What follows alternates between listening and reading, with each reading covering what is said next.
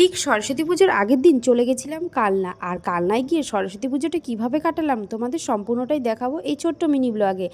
তাহলে hello hi everyone, আমি লক্ষ্মী। তোমরা সবাই কেমন আছো? আশা করি সকলেই ভালো আছে, আমিও ভীষণ ভালো আছি।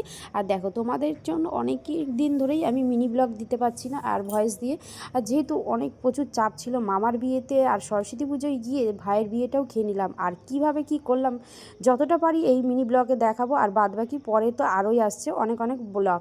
তাহলে হাই হ্যালো এভরিওয়ান। এই দেখো, সরস্বতী পুজোর আগের দিন বাজারে আমার কাকা হচ্ছে ঠাকুর আর কি বানায় কাকা, সেইখানে বিক্রি হচ্ছিলো। আর ছোটো ছোটো যে কিউট ঠাকুরগুলো দেখালাম সরস্বতী, ওইগুলো কিন্তু আমার কাকার হাতেই তৈরি।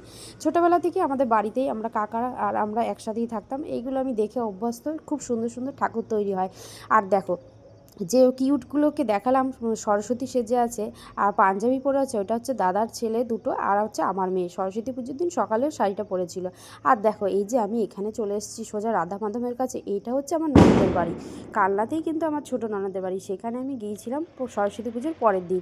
আর দেখো ঠাকুরঘরটা কতই না সুন্দর, মার্বেল করে রাধাকৃষ্ণ আছে। আর এই দেখো, তার সাথে গোপুসোনা অনেক রকমের ঠাকুর আছে, তোমাদের একটু শেয়ার করে দিলাম। আর এই যে দেখো ছোট্ট সরস্বতী, এই যে সাদা শাড়ি পরা এটা আমার মেয়ে, আর এই যে বড় লাল শাড়ি পরা এটা হচ্ছে আমার ননদের মেয়ে মিষ্টু।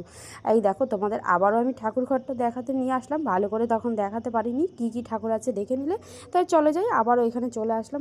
এটা হচ্ছে আমাদের একদম বাড়ির পাশে যুগের দ্বীপ ক্লাব।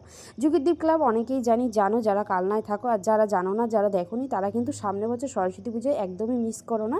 আমরা কিন্তু তার পরের দিনও দিনের বেলাতে খুব ঘোরাঘুরি করেছি। আর দেখো, একটু তো রোদ ছিলই আর জল তেষ্টা পেয়েছিল, তাই এখানে আখের রস খেয়ে নিচ্ছিলাম। তারপরে তো বিকেলবেলা আমরা বেরিয়েছিলাম। এটা হলো সরস্বতী পুজোর দিন বিকেলবেলাটায় সবাই আমরা এখানে হলুদ পরেছিলাম। আর তারপরে এটা হচ্ছে রাতের সেদিনকারের তারপরের দিন রাতের বেলার সাজ। আর সব থেকে আমার এত ঠাকুর দেখেছি, এই কিউট ঠাকুরটার কথা আমি কিছুতেই ভুলতে পারছি না, আর মন থেকেও সরাতে পারছি না। মানে এতটাই সুন্দর লেগেছে এই ঠাকুরটা। তোমাদের কেমন লাগলো এই কিউট সরস্বতীটা অবশ্যই কিন্তু জানিও কমেন্ট বক্সে। আর সবাই মিলে দেখো কিন্তু আমরা ভীষণ ঘোরাঘুরি করেছিলাম।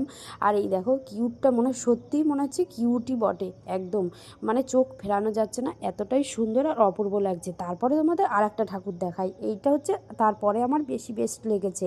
মানে কি বলবো, অসাধারণ। প্রত্যেকবারই এরকম সুন্দর সুন্দর ঠাকুর করে, আর এগুলো আমরা ছোটোবেলা থেকেই দেখে আসছি। মানে প্রতিবারই কালনাতে এরকম সুন্দর সুন্দর ঠাকুর আর প্যান্ডেল হয়, প্রচুর লাখ লাখ টাকা খরচা করে এগুলো বানানো হয় কয়েকদিনের জন্য। সত্যি কীরকম অবাক লাগে, কয়েকদিনে আবার ভেঙে চুরে যে যার মতো জায়গায় চলে যায়। তারপরে দেখো, এই যে যে জায়গাটা চলে এসেছি, এটা কিন্তু মামার বিয়ে উদ্দেশ্যে গিয়েছিলাম কালনাতে। সেদিন হচ্ছে রিসেপশনের দিনের বেলা আমরা খাওয়া দাওয়া করে ফিরছিলাম। কেমন লাগলো মিনি ব্লগটা অবশ্যই জানিও। টাটা বন্ধুরা, আবারও দেখা হচ্ছে।